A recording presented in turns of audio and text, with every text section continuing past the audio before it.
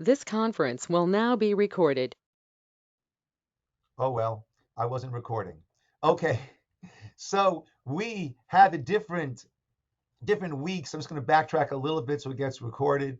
We have Pesach began in Israel on the 16th. It ended on the 22nd. We began on the 16th. We ended on the 23rd, which was Shabbat. Therefore, we already had a different reading on the 23rd. We had our Pesach reading, whereas they in Israel read the Parsha of Acharei Mot, one of the Parshiot in Vayikra, because for them it was a regular Shabbos. Okay, the next week we had to read Acharei, and they already read the next reading, which was Kedoshim. However, the strange issue that we have there is Acharei Mot Kedoshim. That is, those are two parshiot which often get doubled up, which can be doubled up. So the question there, and that's why it's in that warning yellow, why didn't we double up right then? And then we would have had a very short-lived disalignment. Now, why is there a problem in a disalignment? So back in the day when people were not traveling as much as they do now, it was not such an issue. But nowadays, if I were to travel to Israel, or if a person living in Israel comes here during these weeks, we have the wrong Torah reading. Either if I go to Israel, I'm going to end up skipping a week, and if they come here, they're going to be repeating a week. So it makes sense to try to be in alignment. So the question then is, we could have taken care of this issue the very next week. And that would have been nice and simple and easy. They read Acharei on the 23rd. They would read Kedoshim on the 30th. We would read Acharei Mot and Kedoshim on the 30th. And then we're good to go. We're aligned. But we didn't do that. We read Acharei. They read Kedoshim. Going into May 7th, they read Kedoshim. We read Emor. On the 14th, they read Emor. We read Emor. They read Bahar. On the 21st, we're reading Bahar. They're reading Bechukotai. Once again, yellow warning lights. Bahar Bechukotai is again a very common double parsha. So if we didn't do it earlier, for whatever reason, when it was back over here by Acharei Mot Kedoshim, we didn't double it up. Here, the 21st of May, we should have doubled it up. That could have stopped the bleeding, so to speak. But we did not. We read Bahar, they read Bechukotai. There's still one ahead of us. Comes the 28th, we read Bechukotai. They're one ahead. They started the book of Bamidbar. Comes June, this very last Shabbat, June 4th, Erev Shavuot. We read Bamidbar. They read Naso. So the question is, why did we not catch up when we could have caught up at those two beautiful opportunities? One, the very first week after Pesach, we could have not had a disalignment at all. It would have been perfect. Someone travels from Israel back to not back or whatever, to the States. They would rehear the first Parsha of Acharei Mot, and then they'd hear Kedoshim. Someone who goes to Israel, right? So there we would have missed out, but at least that week we would have caught up and been aligned from there on. Why did we not do that? So that is actually based on a Gemara that I have over here. The Gemara tells us, this is the Gemara Megillah, and the Gemara goes through the different arrangements of Ezra the scribe, who arranged the Torah reading, he had certain rules or certain goals in mind. So Tanya, we learned in the Braita. I'm sorry, we have it over here in English also, but at least on this screen when I show the Hebrew, oh yeah, good, we see both. Rosh Elazar said, Ezra tikein lehen Yisroel. Ezra established for Israel, sheyukorin klolot shebetorat kohanim kodem atzeret, v'shebe Mishnah Torah kodem Rosh Hashanah. For we want to know that we would read about the curses in Leviticus, in Vayikra. We should read about that prior to Atzeret, which is the term for Shavuot. Why is that? Amaresh Lakish, Kadesh Tichla Shana Ukilaloteha. We want the year and its curses to come to an end. And we'll explain further in a moment. So the Torah has two places where we have what's called the Tochacha, the curses, the harsh rebuke. If we will not do what we're supposed to do, this will befall us. There is the one in Kitetse, and that's read right before Rosh Hashanah. Why? In order that the year and its curses should end, and we now have a good year. Now, also, the Torah reading of Bechukotai also has in it the Tochacha, the curses, the warnings. And therefore, we want that to end before the new year of Shavuot. You might be wondering, Rabbi, your calendar is off. There is no new year of Shavuot. Well, fear not. The Gemara asks that question. The Gemara says, I understand by Rosh Hashanah that by Deuteronomy, the end of the year, the curses should end before the year begins. However, Shebetorat Kohanim, Atu Atzeret Rosh Hashanah, but is Shavuot, is that a Rosh Hashanah? Is that a start of a new year? And the Gemara answers in Atzeret Nami Rosh Hashanah. Atzeret is also, Shavuot is a Rosh Hashanah of sorts, as we learned, Uba Atzeret al Peirot Ta'ilan. On Shavuot, we read about, we're judged, on the fruits of the tree, the type of year that we're going to have in terms of the produce, that is decided on Shavuot. So therefore, we want the year and its curses to end before Shavuot. Let's go back to our calendar now, and let's see how that is working or not working out. Oh, I'm sorry. Now, Tosfot points out that it doesn't end. We don't want to read the curses right before. We don't want to have the curses right flush up against the new year. So therefore, rather, what do? We have another Parsha as a buffer. So we actually want to read about the klalot, about the tochacha, the warnings, the rebuke, not immediately before the Rosh Hashanah, but a week before that. Now let's come back. So we had asked over here, Achrei Mod Kedoshim, we could have doubled it up right after Pesach. We didn't. We came to May, Bahar Bechukotai, we could have doubled it up. We did not. Why did we not? Because we wanted, at least for us, in Israel, they're off, so to speak, meaning Bechukotai, they read on the 21st of May.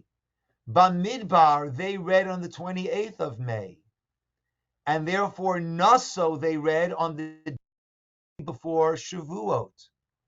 We want to at least fulfill what the Gemara says for those who are outside in Chutz La'aretz, outside of Israel. And therefore, we didn't catch up in order that we would read Bamidbar right before Shavuot.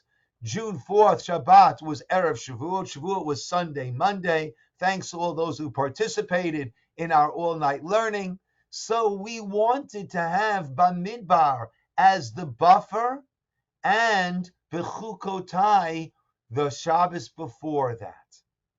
That is why we did not double up when we could have, because we want to at least, if not in Israel, at least out of Israel, let's have Bechukotai, the Shabbos before Pesach, before Shavuot, excuse me, and that way let the year and any of its curses come to an end, be it COVID, be it who knows what.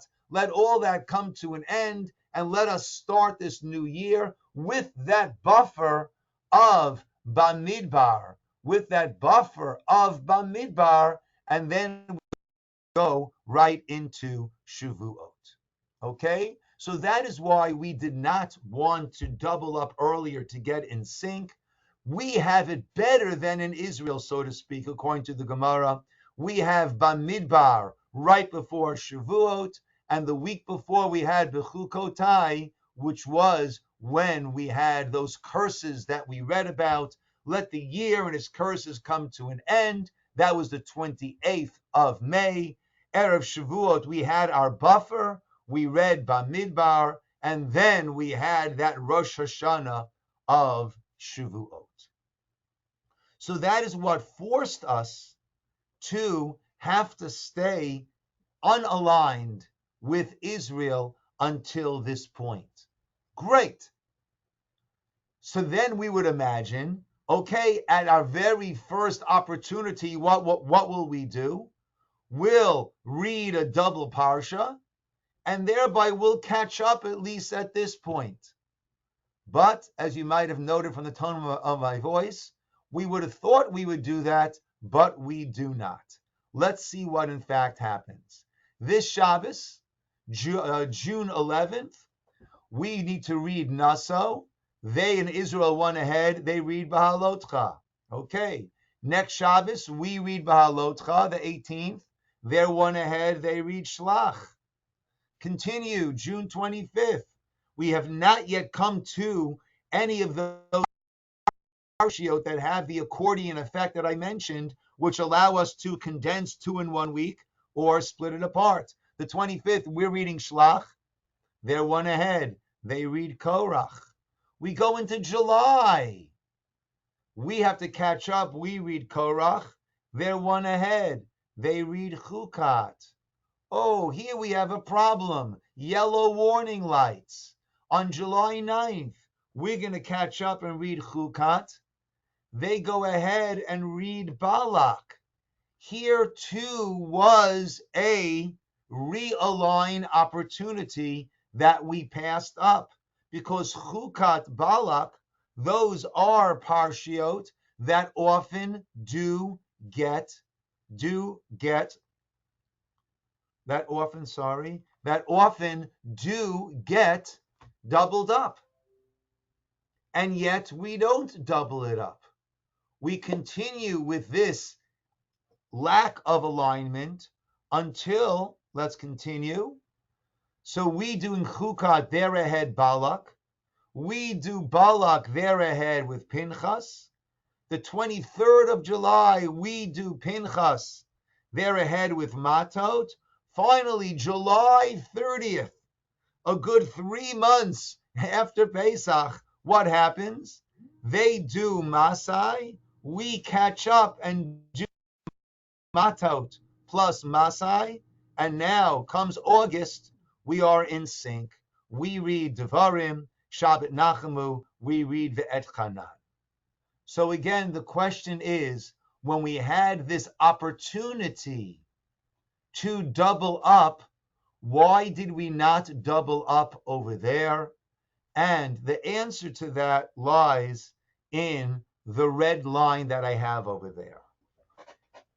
On the 17th of Tammuz, which is the 17th of July, actually the 17th of Tammuz is a fast day that actually falls out on Shabbos the 16th, but a fast day gets pushed off, and therefore we fast the fast of the 17th on Tammuz on the 17th of July, which happens to be the 18th of Tammuz. Nothing to do. It's not linked to the 17th of July. We don't say if you can't do the Hebrew month, let's go to the English month. That's not what we're doing over here, right? But it gets pushed off to that Sunday. That 17th of Tammuz begins what's known as the 3 weeks. On the 17th of Tammuz, that is the date when Moshe came down from Mount Sinai 40 days after the Sinai experience, after we all were there for that mass revelation. Moses came down from Mount Sinai with those 2 stone tablets, encountered the sin of the golden calf, saw the children of Israel dancing, many of them dancing around this golden calf, and he shattered those luchot. That day is a fast day.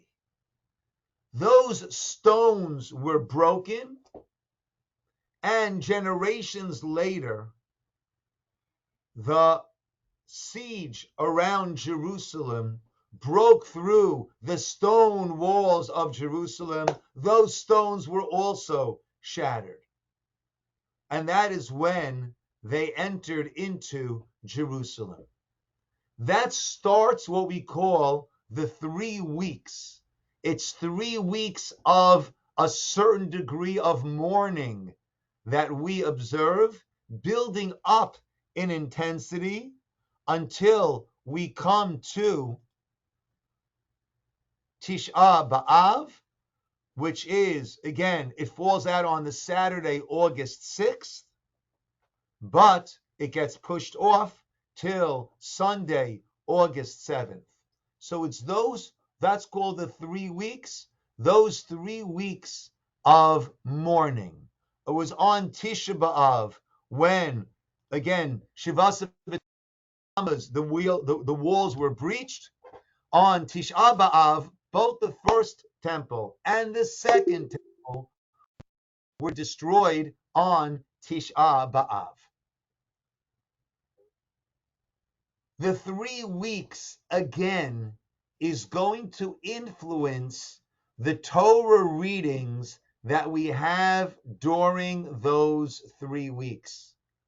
And that is why we did not catch up before then, because outside of Israel, we are better aligned. Having fallen behind that 1 week, we are better aligned with the Torah reading, matching the idea, the feelings that we're supposed to be having during these 3 weeks. And therefore, we did not catch up when we could have. So let's examine these parshiot that we have. So again, we could have done Chukat Balak, and then we all, on the 16th, we all would have read Pinchas before the 3 weeks began, and then we would have had Matot, Masai, and then Devarim during the 3 weeks. We wanted to have, once again, at least for those outside of Israel, at least for us, let us have Pinchas and Matot and Masai all within the 3 weeks. Why? So again, the 3 weeks were times of destruction for us. They were times when the walls of Jerusalem were shattered and they broke through. And then it led to the destruction of the temple itself. We want to read Pinchas, Matot, Masai during the 3 weeks. Again, those in Israel, they read Pinchas the week before. We, at least for those outside of Israel, at least some of Klal Yisrael, some of the people of Israel should be reading Pinchas. And then, of course, everyone will be reading Matot and Masai during the 3 weeks. But everyone we wanted at least that some of us, at least in outside Israel, would be reading Pinchas during the 3 weeks. Why is that? Pinchas speaks about the Karban Tamid, the sacrifice that was brought every day in the temple. When we read about that, we have a teaching we have a teaching from the Navi Amos, Unishalma Parim Sifatenu, that now that we don't have sacrifices, Unishalma Parim Sifatenu, our lips will pay in place of those animals, in place of those bulls. Our tefillah, our prayer, is in place of the sacrifices. Now, there is a mistake that is made that the only way that one can get atonement is through sacrifices. That is a clear error. The Torah does not speak, the Torah only offers the idea of bringing sacrifices in very limited situations. It's only certain sins, not others, and it's only if they were done inadvertently, bishogeg. But most sins are not atoned for through sacrifices, and even those that are atoned for through sacrifices, it's only when it is bishogeg. However, the Karban Tamid, so therefore our prayer replaces even those sins for which sacrifices were brought in the manner, in the cases in which they were brought. But we had the daily sacrifice, which was an integral part of the temple, of the Beit HaMikdash. We no longer have that. But unishalma parim sifatenu, actually at our daily minyan, we say that we read those verses about bringing that sacrifice on a daily basis. And actually, before we read those verses, we say, may it be your will, Hashem our God, that you have mercy on us, pardon us for all our errors, atone for all iniquities, forgive all our willful sins, rebuild the holy temple speedily in our days, that we may offer you the Karban Tamid, the continual offering, as you prescribed in the Torah. And after we say it, we say, may it be your will, Hashem our God, that this recital, be worthy and acceptable and favorable, as if we actually brought it. So our saying it on a daily basis is meant to replace. That is our payment with our lips in place of the animal. And so too, we want to read that Parsha. We want to read Pinchas, which speaks about the daily offering during the 3 weeks, that should be arouse heavenly mercy, that we should be able to reestablish the temple, rebuild Jerusalem, rebuild the temple, and reestablish the sacrifices that will be brought. Furthermore, also in Pinchas, another reason why we want to read Pinchas during the 3 weeks, and again, we didn't double up, then we would have been reading Pinchas earlier like they do in Israel. Pinchas also speaks about all of the holidays. And we have the writing of the Navi who says that these days of mourning will be transformed into Yemei Sason V'Simcha Moadim Tovim, days of happiness, days of rejoicing, days of good holidays. Even these fast days, Tisha B'Av, with the rebuilding of the temple, will become a holiday. And therefore we want to read Parshat Pinchas about the holidays. We want to read that during the 3 weeks to invoke this idea that these days should speedily turn into holiday-like days, like the holidays that we are reading about during these 3 weeks. So we want to have Pinchas during the 3 weeks.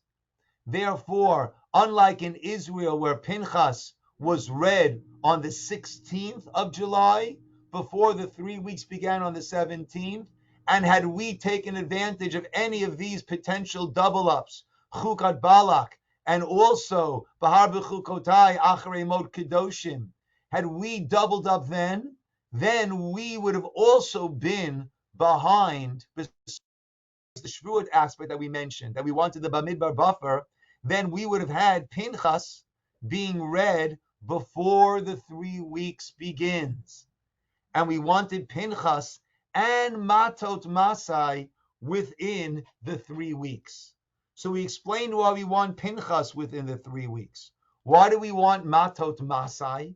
Why do we want that also within the 3 weeks? And that's going to happen regardless, right? Matot Masai is clearly both for us and for Israel within the 3 weeks, because Masai speaks about the dividing of the land of Israel amongst the tribes. It talks about us settling into the land of Israel. And that division of land, that giving of the land of Israel to the children of Israel was and is an eternal gift. Even though it might be interrupted by exile, as it was during the Babylonian exile, then we returned for the second temple, and then the year 70 CE, with the destruction of the second temple, this exile began. And even though we've returned to the land of Israel, but we still have not rebuilt the temple, so we're still considered to be, whether you want to call it the very end of the exile, the very start of the redemption, but we're not there yet at the full redemption. And therefore, during these 3 weeks, we want to read about God giving the land of Israel to the children of Israel and dividing it up amongst the children of Israel. And that is meant to uplift us during these 3 weeks of mourning, to make sure that we are focusing on the fact that the exile is a temporary state that we are in. So therefore, Pinchas, Matos, Masai needs to be read during the 3 weeks. In Israel, it's not. But we're not going to double up to fall in line with them, and therefore also not have Pinchas within the proper time. But we do fall in line and double up at this point where we are, which will be July 30th, we will double up. And that is important for another reason. And that is the last point that we'll make over here. So if the 30th is Matot Masai for us, Masai for them in Israel, because they already read Matot the week before, now we're aligned. Comes Saturday, Shabbat, August 6th, we all read Devarim. Okay. We want to read Devarim right before Tisha B'Av. Devarim actually has the word Eicha. Eicha means how. Eicha means lamentations. On Tisha B'Av, Sunday, August 7th, it should turn into a joyous holiday before then. But if it does not, we will read the book of Eicha. And in Devarim also, we have Moshe saying the word Eicha, and that actually is read not in the usual Shabbos Torah reading cantillation, but rather we revert back to the Eicha lamentation way of singing. And if I'm leaning over here, Hashem Alechem Yibretchem, Vinchem Hayom Kulchem Shemayim Larov, Hashem Elo V'Kevotechem Yosef Alechem Kachem Elafamim, Yivarech Etchem Kasher Diber Lachem. Now Moshe says, how can I carry your burdens, your quarrels? Eicha, how can I do that? And we change the trup. Eicha Esa Levadi, Tarchachem Umasachem Verivchem. How can I alone carry your contentiousness, your burdens, and your quarrels? So we everyone to be reading the Parsha of Devarim right before Tisha B'Av. And the Shabbos after Tisha B'Av is called Shabbat Nachamu, which is the Shabbat of consolation. And we all want to be reading the Et Chanan, the Shabbos of Shabbos Nachamu, because in the Et Chanan, we hear about the fact that we will be sent out to other lands, but there is the message contained in the words, V'noshamtem ba'aretz, you'll be in these other lands. There is the message hidden in there that it's going to be temporary. And we will return to the land of Israel. As I always say, we are living the dream that we have returned to the land of Israel. The desert has again blossomed. As the prophets had said, it'll be a barren, part of the tochacha, part of the rebuke, the warning, is that the land will be, when we're exiled, will be a barren wasteland. And that is part of the tochacha, the rebuke, the warning, but there's also a blessing in there. The fact that when we're not there, it'll be a barren wasteland.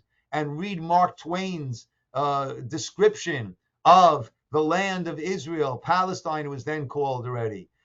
During the time in the late 1800s. And he says that even the tumbleweeds looked lonely over there. That's how barren it was.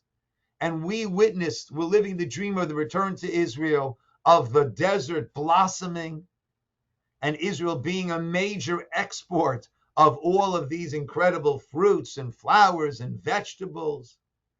And then we used to bemoan the fact, yeah, but why couldn't God have given us some oil? And now Israel is a major exporter to Arab countries of the natural gas reserves that have been found in its territorial waters, that are being now developed and processed, and supporting Egypt with its gas needs, and supporting, I believe, Jordan also with its gas needs. And now we're talking about building a pipeline that will go through some other countries and then out to the European Union to supply them as they're trying to move away from their Russian oil dependency. So we're starting to live this dream, but it's not yet the fulfillment of the dream. When we go to the Kotel, we celebrate, we go to the Kotel, beautiful, but the Kotel is the outer wall. And on the place of the Holy of Holies, on the place where the Beis HaMikdash stood, presently a mosque is standing there. So therefore, we're not there yet. And therefore, we need to read on the Shabbos, right after Tisha B'Av, we need to read the Eschanan to recount this guarantee that the exile is only going to be temporary. So once again, to wrap it up and to repeat a little what I said in the beginning when I was inadvertently not recording when I thought that I was. So we have all of our parshiot, and we have this accordion availability, because some years we have 13 months, we spread it out. Some years we have 12 months, we condense, and there are certain parshiot that get doubled up. Another factor influencing how many parshiot we'll need for a year is, does a Yom Tov fall out on Shabbos? In which case, our regular Shabbos reading is pushed off. We miss a week. We'll need to make that up. Or does it fall out like it does next year in the middle of the week? And that way, it's not going to be offsetting, pushing off a Shabbos reading. So we sometimes fall off. And this year, Pesach, we did fall off, because the 8th day of Pesach, which is observed outside of Israel but not in Israel, was on Shabbos. So they did their regular Shabbos reading, and we did a Pesach reading.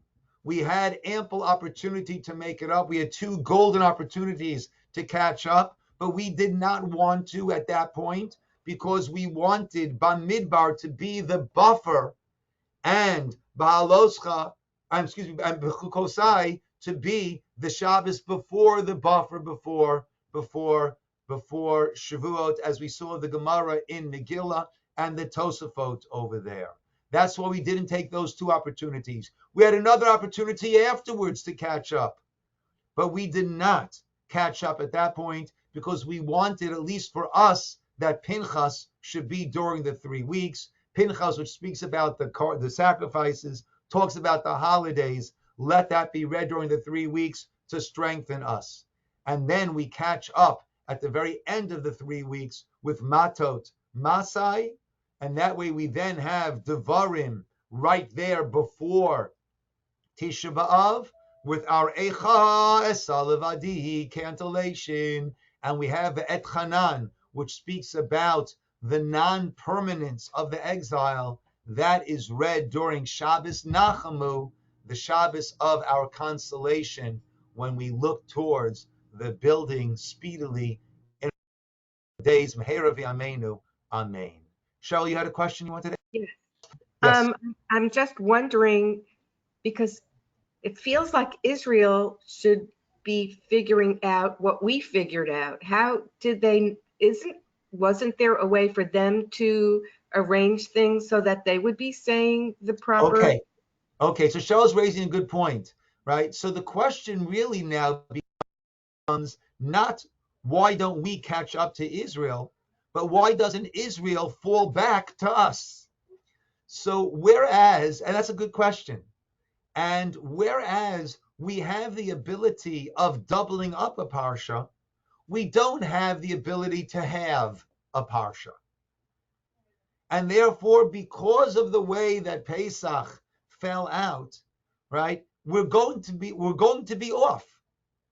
We can't help but be off, because the 8th day of Pesach for us, we read about Pesach, and that was the Shabbos for them.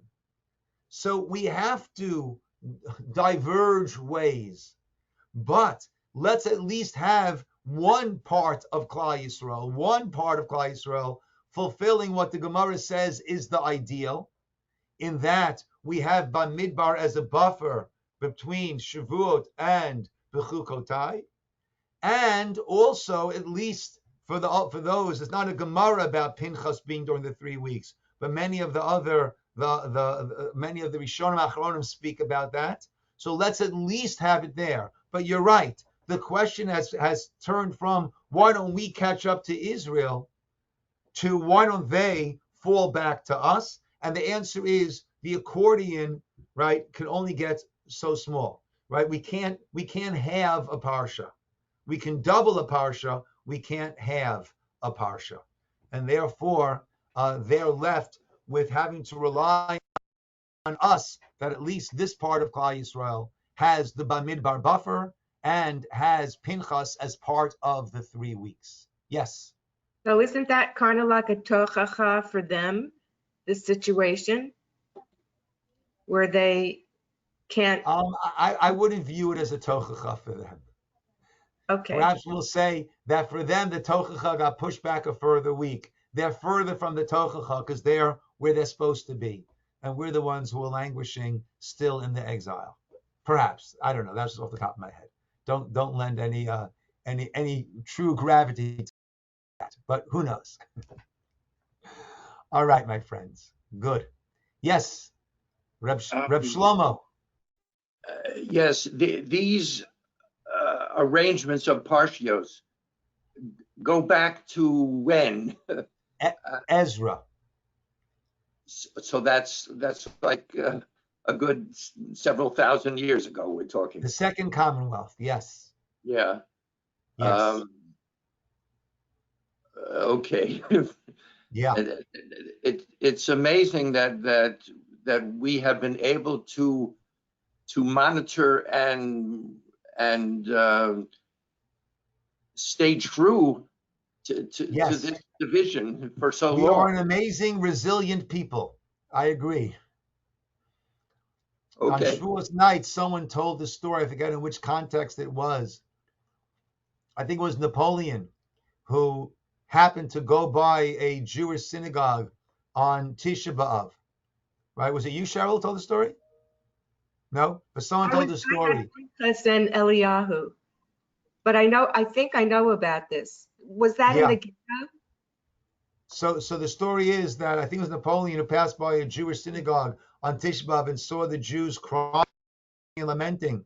And he said, "What happened?" He said, "What happened?" He said, "Oh, 2,000 years ago, the temple was destroyed, right? Or however many years back it was." And he said, "A people that are so connected to their land and to their temple that thousands of years later they're still mourning over it. That is a people who will merit to have it rebuilt." Yes, Steve, I agree. We are a resilient. We are described as an Am Kashay Oref in the Torah, a stiff-necked people. But that has served us well also when we have this resilience and this ability to hang on no matter what else is going on around us. Yeah, I would say so. Good. Okay, my friends, next Thursday there will not be Lunch and Learn, but we will resume the Thursday after that. And the Thursday after that, so let's see where we are now. Today is the 9th. So that will be on the 23rd. Okay, we will resume the 23rd, not the 16th. And either the 23rd or the 30th is where we're going to return the lunch to the Lunch and Learn. I don't know about you guys. I'm hungry. Time to bring back the lunch to Lunch and Learn. I would only be serving half fare until today, and we have to come back in person. All right. Good seeing everybody. Thank you for joining. Good seeing you, Elizabeth. Thank you, Rosa, Kathy, Jerry, Cheryl, Steve, and good. Craig, thank you, everybody. And Thank you, also, Rabbi. thanks to all. Be well. You too. Thank you. And a good Shabbos, everybody. Yeah, good Shabbos.